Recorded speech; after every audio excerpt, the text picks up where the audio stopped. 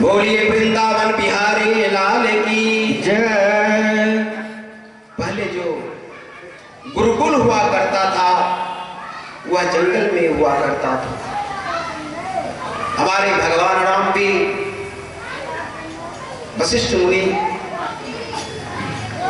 आश्रम में जंगल में ही पढ़ने गए थे। हमारे भगवान कृष्ण वो भी संदीपनी मुनि के आश्रम में जंगल में ही पढ़ने गए। और गुरुकुल जहां भी हुआ करता है वह गांव से दूरी में हुआ करता है। आप लोग जानते होंगे भरद्वाज की कथा। भरद्वाज गुरुकुल के आश्रम में पढ़ते थे। भरद्वाज हिष्ट पुष्ट थे लेकिन वह मंद बुद्धि के थे। ध्यान देंगे, वह मंद बुद्धि के थे। और भरद्वाज के पिता जो थे बड़े विद्वान थे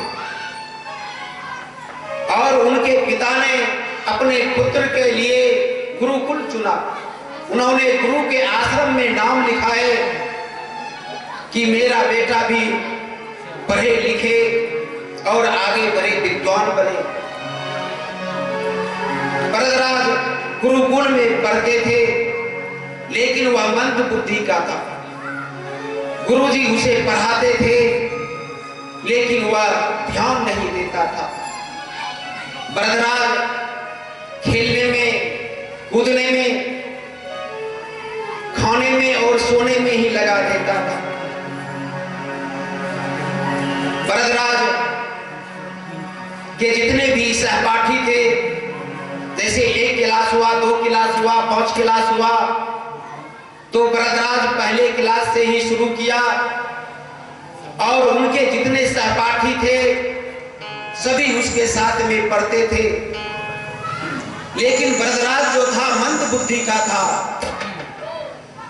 और जब 6 माही परीक्षा हुआ, 6 माह में परीक्षा होता है, गुरुजी लेते हैं कि देखते हैं कि हमारे विद्यार्थी कैसे हैं। और गुरुजी ने जब परीक्षा लिया तो सब पास हो गए लेकिन भरद्वाज फेल हो गया। भरद्वाज फेल हो गया। फिर बरमाही परीक्षा आया, परिमाही भी परीक्षा हुआ। जितने विद्यार्थी थे, जितने उसके सहपाठी थे वह तो उत्तीर्ण हो गए लेकिन भरद्वाज फेल हो गए।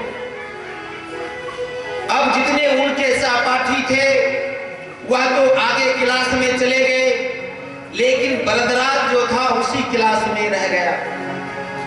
फिर नया शस्त्र चला, दूसरा विद्यार्थी उसमें फिर भर्ती हुआ। जो उनके सहपाठी थे वो तो निकल गए, अब नए सहपाठी आ गए। फिर भी गुरुजी ने पढ़ाया, चलो इस बार पास नहीं हुए तो क्या हुआ, अगले बार पास हो जाना। गुरुजी ने फिर भरद्वाज को पढ़ाया लेकिन फिर साल भर में परीक्षा हुआ लेकिन जो नए विद्यार्थी आए थे वह तो उत्तीर्ण हो गए लेकिन भरद्वाज फिर फेल हो गए। फिर उसी क्लास में रह गए। अब गुरुजी को चिंता होने लगी कि हम इतना पढ़ाते हैं, इतना समझाते हैं, फिर भी यह पढ़ नहीं पाता। और उनके जो सहपाठी थे उसे बहुत रिझाते थे, उसे शिकायत करते थे, उसे कुढ़ाते थे, उसे कहते थे कि जब ब्रह्मा जी विद्या बांट रहे होंगे तो ये सोया होगा, इसीलिए इसको विद्या नहीं आ रही है, इसे बुद्धि नहीं आ रहा है। सभी बच्चों से निवेदन है कि आप लोग यहां पर बैठ जाएं। सभी बच्चे बच्चियों से भी निवेदन है कि यहां पर बैठ जाएं।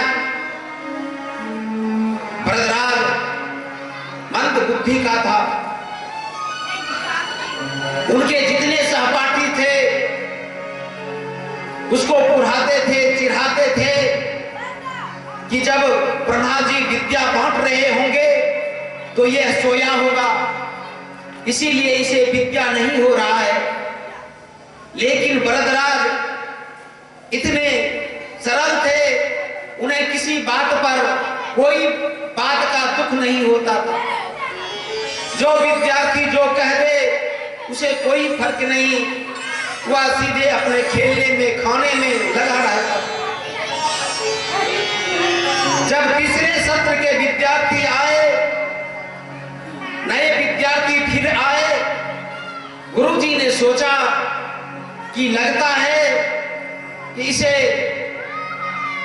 अलग से पढ़ाना होगा। ध्यान देंगे, इसे अलग से पढ़ाना होगा।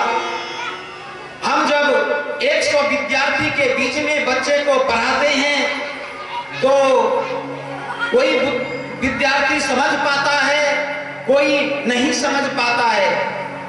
इसलिए गुरुजी ने सोचा कि इसे हम अलग से पढ़ाएंगे। जिस तरह से आप अपने घर पर अपने बच्चों के लिए शिक्षक रखते हैं, ट्यूशन,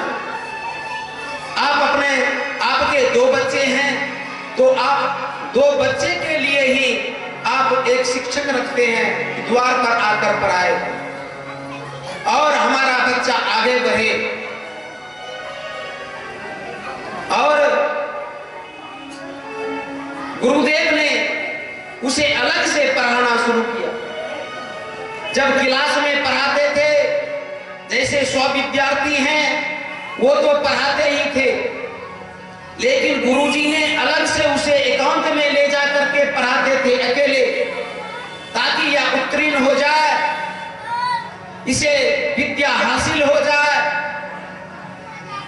इसलिए गुरुजी ने उसे अलग से पढ़ाना शुरू किया।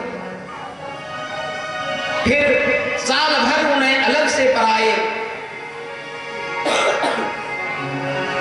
क्लास में भी पढ़ाए और अलग से भी पढ़ाए। लेकिन जब चौथे साल भी परीक्षा हुआ, वरदराज फिर फेल हो गए। फिर वह फेल हो गए। अब तो गुरुजी ने सोचा कि लगता है कि तुम्हारे भाग्य में विद्या नहीं है। उन्होंने वरदराज को बुलाए, कहा वरदराज, तुम एक ही क्लास में कई साल लगा दी, तुम उत्तीर्ण भी नहीं हो रहे हो। मैं तुझे अलग से भी पढ़ा रहा हूं, क्लास में भी पढ़ा रहा हूं, फिर भी तुम उत्तीर्ण नहीं हो रहे हो। इसलिए क्या करोगे? तुम गुरुकुल में रहकर क्या करोगे? 4 साल हो गया। मेरा विचार है कि तुम अपने घर को चले जाओ और अपने पिता के काम में हाथ बटाना। जैसे ही वरदराज ने सुना, वह रोने लगे।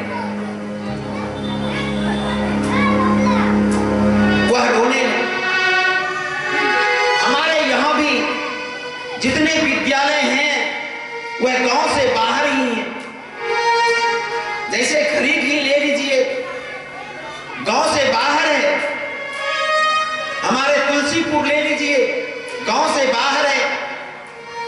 लतीपुर ले लीजिए, गांव से बाहर है। जितना जितना विद्यालय हुआ है, अभी के परिवेश में भी विद्यालय गांव से दूरी पर रहता है कि पढ़ाई में उसे डिस्टर्ब ना हो, कोई तरह का व्यवधान ना हो। इसीलिए स्कूल को दूर में रखा जाता है कि वहां पर विद्यार्थी विद्या अध्ययन करे। लेकिन अभी के परिवेश में जनसंख्या वृद्धि के कारण अब स्कूल के बगल में भी घर बनने लगे, क्योंकि जनसंख्या वृद्धि हो गई है, आगे बढ़ गया है और अब स्कूल के बगल में भी घर बनने लगा है। वरदराज तो जंगल में पढ़ते थे, गुरुकुल के आश्रम में पढ़ते थे। जैसे ही गुरुदेव ने कहा, गुरुदेव जैसे गुरुदेव ने कहा, वरदराज अब तुम अपने घर के चले जाओ, क्योंकि लगता है कि तुम्हारे भाग्य में विद्या नहीं है। अब तो वरदराज रोने लगे। उन्हें आंखों की नींद उड़ गई। उन्होंने सोचा कि कहां जाऊंगा, मेरा कहीं कठोर ठिकाना भी नहीं है, और हमारे पिता इतने बड़े विद्वान और बेटा निरक्षर। वरदराज रोने लगे। गुरुजी ने आदेश दे दिया है कि कल चले जाना। कहां जाऊंगा, लोग मुझे क्या कहेंगे? गांव जाएंगे तो लोग पूछेंगे कि विद्या अध्ययन करके आ गए, तो मैं क्या जवाब दूंगा? लोग हम पर हंसेंगे, और कहीं ठौर ठिकाना भी नहीं है कि मैं कहीं चला जाऊं। वरदराज रोने। सवेरा हुआ, जितने सहपाठी से सभी से गले मिले, सभी से गले मिले और गुरुजी को प्रणाम किए। और गुरुजी ने जाते वक्त कुछ चना चबेला दिया कि वरदराज अगर तुम्हें भूख लग जाएगी तो रास्ते में खा लेना।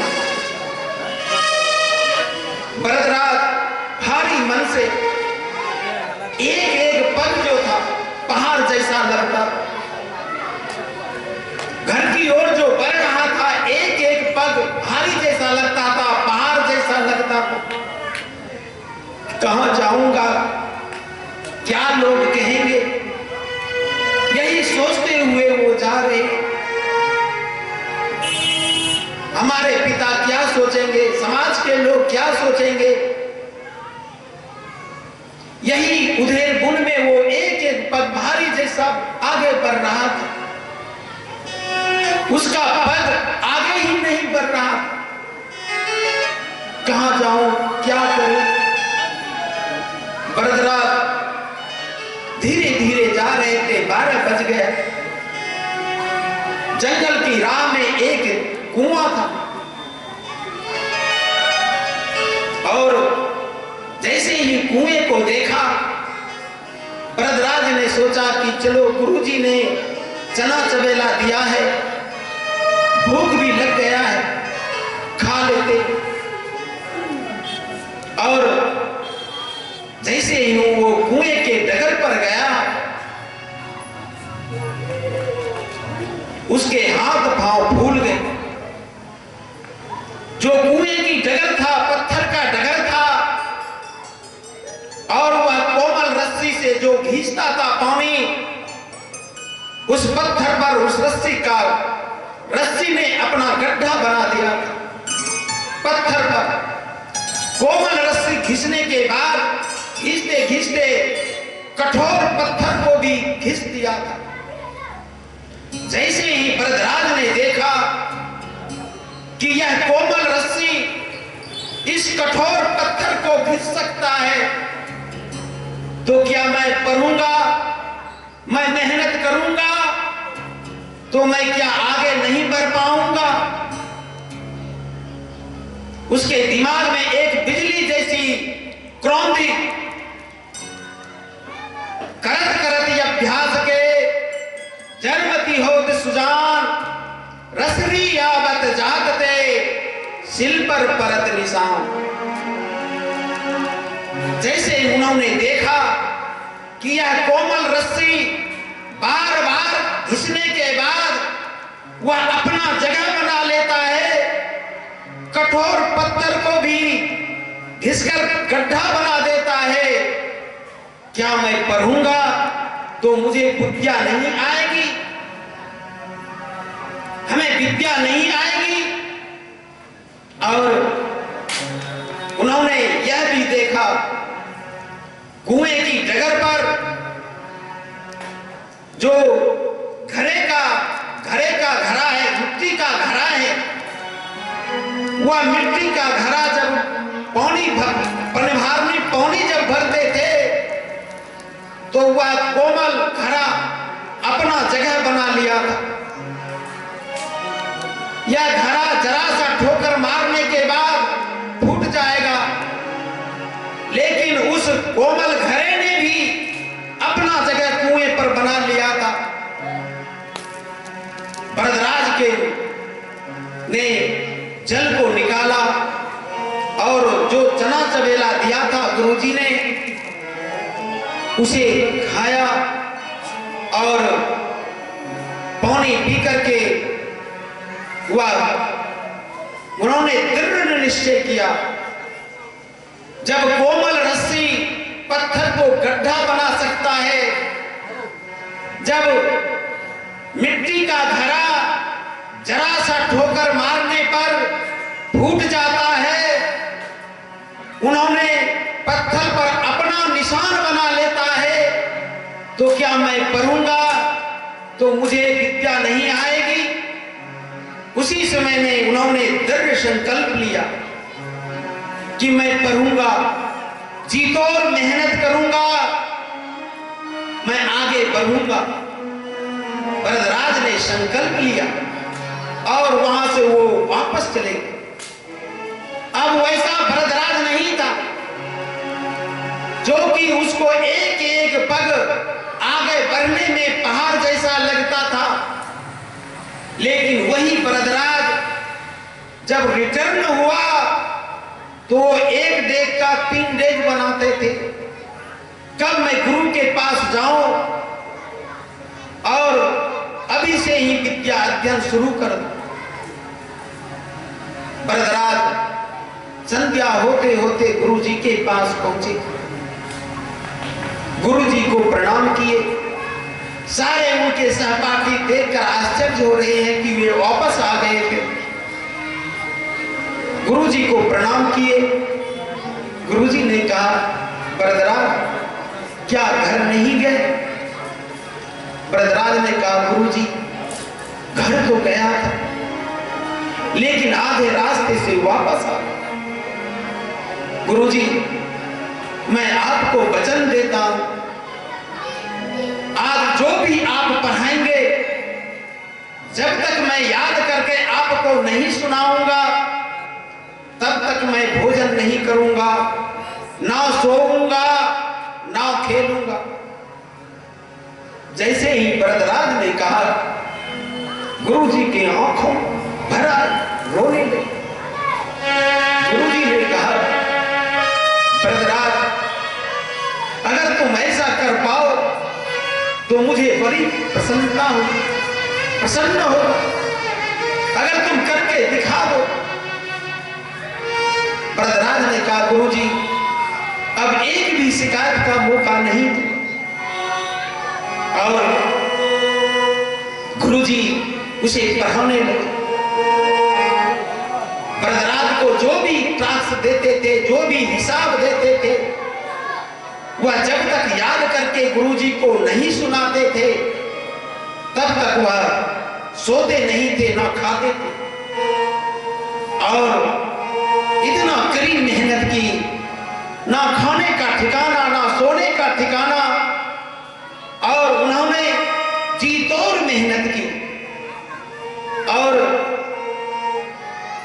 उन्हें विद्या हासिल हुई। अब जो विद्यार्थी उससे आगे बढ़ गए थे, यह पास होते गया और सब विद्यार्थियों से उत्तीर्ण हो गए और वे बड़े विद्वान हैं। भरद्वाज बड़े विद्वान हुए और इसीलिए मैं तमाम बच्चों से निवेदन करूंगा कि आप अपनी मेहनत लगन से पढ़ें। बच्चे को कहते हैं यह हिसाब बना लो, कहते हैं भारी है, तो वह सरल हो जाएगा, वह हल हो जाएगा। इसलिए मैं तमाम युवाओं से निवेदन करते हैं कि जो आईए बीए कंपटीशन में पढ़ रहे हैं, जो कंपटीशन की तैयारी कर रहे हैं और वह 1-2 नंबर के लिए फेल होते जा रहे हैं, मैं उन विद्यार्थियों से कहूंगा, आप दृढ़ संकल्प लें, मुझे अफसर बनना है, मुझे पढ़ाई करनी है। आप दृढ़ संकल्प लें, आप हिम्मत ना हारें। करत करत अभ्यास के झरमती होत सुजान, रसनी आबत जात दे सिल पर परत निशान। अगर आप जीतो और मेहनत करेंगे तो आप उत्तीर्ण होंगे। कितने विद्यार्थी नौकरी के वैकेंसी में देते हैं, 2-4 नंबर के लिए फेल हो जाते हैं। मैं उन विद्यार्थियों से भी कहूंगा कि आप संघर्ष करें, मेहनत करें, हार में ही जीत है। आप जब तक कड़ी मेहनत करेंगे, लगन से पढ़ेंगे, तो आप भी उस विद्या को, उस मंजिल को पा सकते हैं। बोलिए वृंदावन बिहारी लाल की जय। जो भी बच्चियां भी कहीं पढ़ रहे हैं, वह फेल हो रहे हैं, 1 बार 2 बार हो गए हैं, उससे मेरा निवेदन है कि आप हिम्मत से काम लें, लगन से काम लें और अपने माता पिता का नाम रोशन करें। बोलिए वृंदावन बिहारी लाल की जय।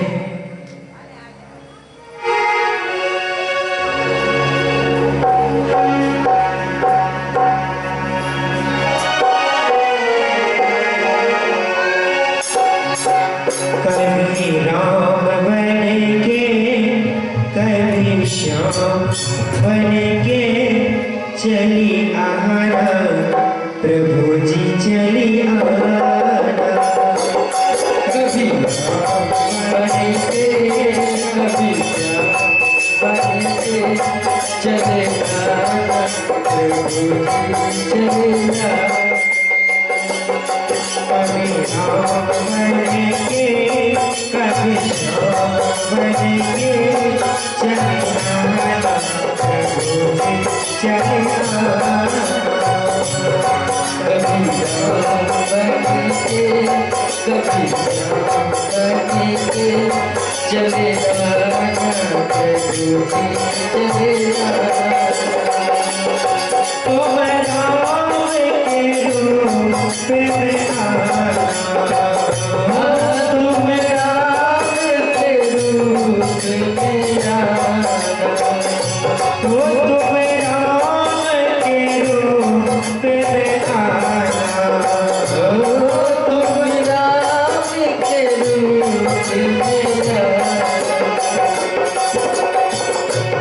सीता साथ लेके, धनुष हाथ लेके चले आना, प्रभु जी चले आना।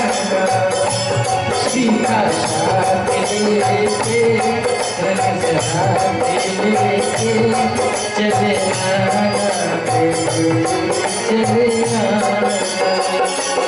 कभी राम बन के, कभी श्याम बन के चले आना, प्रभु जी चले आना। कभी राम बन के, कभी श्याम बन के चले आना, प्रभु जी चले आना।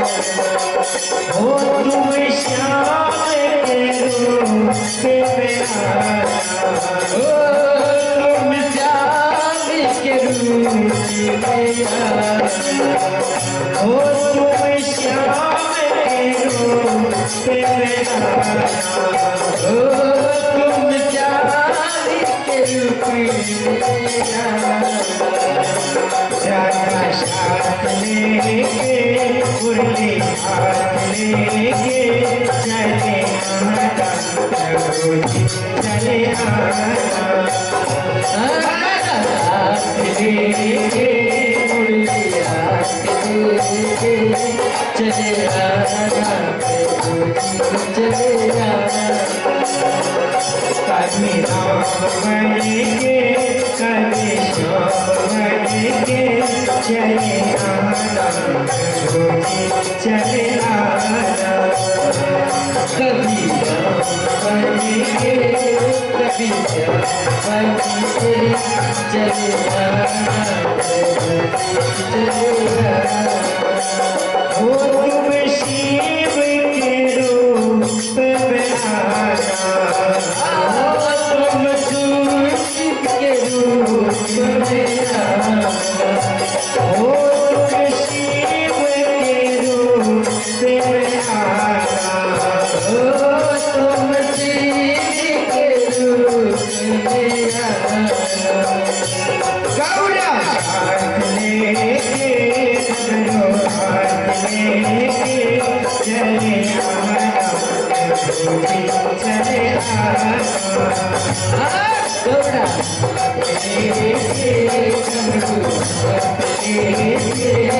चले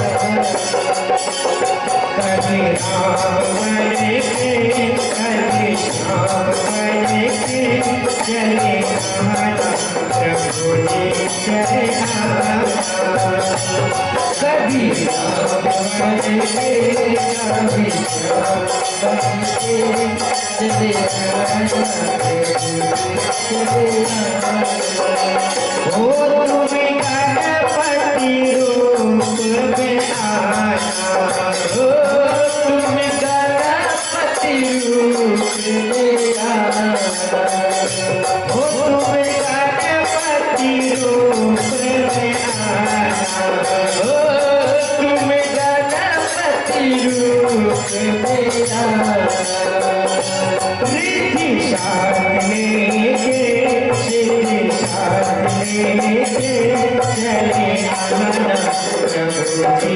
चले आना रिद्धि साथ लेके सिद्धि साथ लेके चले आना प्रभु जी चले आना कभी राम बनेंगे कभी श्याम बनेंगे चले आना प्रभु जी चले आना कभी राम बनेंगे कभी श्याम बनेंगे चले आना प्रभु जी चले आना बोलिए वृंदावन बिहारी लाल की जय। कल महाभारत की कथा को संपन्न किए थे।